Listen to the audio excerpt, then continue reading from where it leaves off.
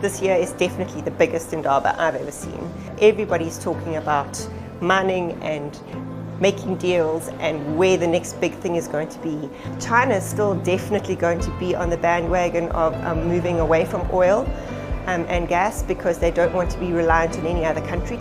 So even though the macro is a little bit more bleak, the energy at the Indaba is actually very strong, and people are feeling a lot more positive than they have been in previous Indabas. Capital goes where it can make the most money, and capital will definitely flow to places that have got the least resistance, they've got the least red tape. We need to ensure that South Africa has got the least red tape so that the capital does flow here. The other thing that we really, really need in South Africa is maybe incentives. You know, sometimes the stick doesn't always work and the carrot is going to be a better option, or in favor of carrots. And something like a tax incentive would be a great way to bring people to South Africa to explore, because nothing really has been done from an exploration side in South Africa for a very long time.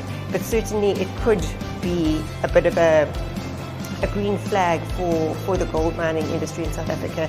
And also remember, our surface deposits also depend on that gold price. So if your gold price is higher, you could possibly even repurpose a lot of the gold mine dumps that are on surface that are lower grade that have been overlooked in the past.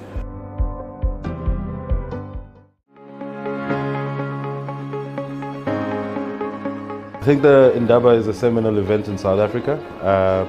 It is one that showcases South Africa's capability, especially with regards to mining. It basically lets the world know that this remains an important country from a mining perspective. So whatever project we come up with will need a sense of international funding, and the geopolitics is where those then come in and potentially change the hue of what could potentially be an African solution. What we do have though, and I think the negotiating power, is we are naturally endowed with these things. So for us as an investor who's socially responsible, always trying to balance the financial outcomes with good societal outcomes is what we try and do, and this is an opportunity for us to showcase that. Mining as an industry is not going to be a sunset industry. What you need to be able to do is continue to find and explore. What you would have said was an irrelevant commodity not so long ago from a power perspective would have been copper. Copper is now suddenly back as flavor of the day. So minerals of the future will always be discovered as innovation happens. Mining will remain relevant. It might change in terms of which commodity, it might change in terms of which regions, but over time, as humans and the economies develop, mining will remain relevant in that sense.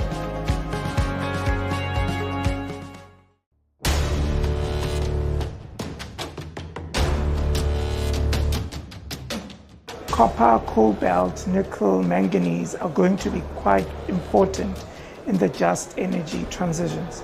Those are found here in South Africa, and with some of them we have been mining. There are pockets of graphite, lithium, as well as rare earth elements. But the rest of the African continent has these in much larger volumes. And I think for me that's why this Indaba, it's not just a South Africa Indaba. It's an Africa mining Indaba, and there is a great need for us to partner with the rest of the continent to unlock these minerals. We do need pre-commercial capital to come into the mining space. That's the only way that we can grow and sustain the sector. PIC plays quite an important role in the mining sector. If you look at our listed equities portfolio, our mining portfolio constitutes about 22% of that, and will continue to support traditional mining. However, I think we are actively looking for opportunities in minerals of the future. That is where we really think we should be focused on as a country, to unlock those opportunities and to make those investments.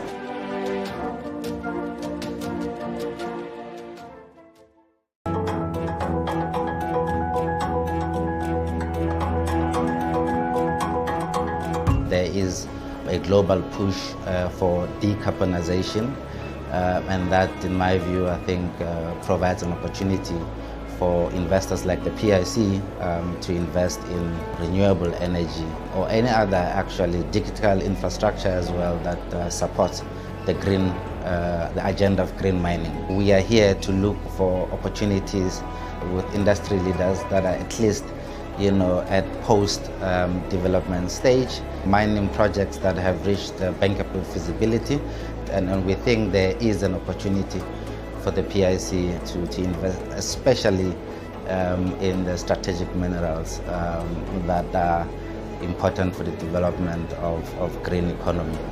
The turnout has been positive, and in my view, I think that sends a message that the industry is eager to come and invest in the economy of South Africa. This is a vote of confidence to the country.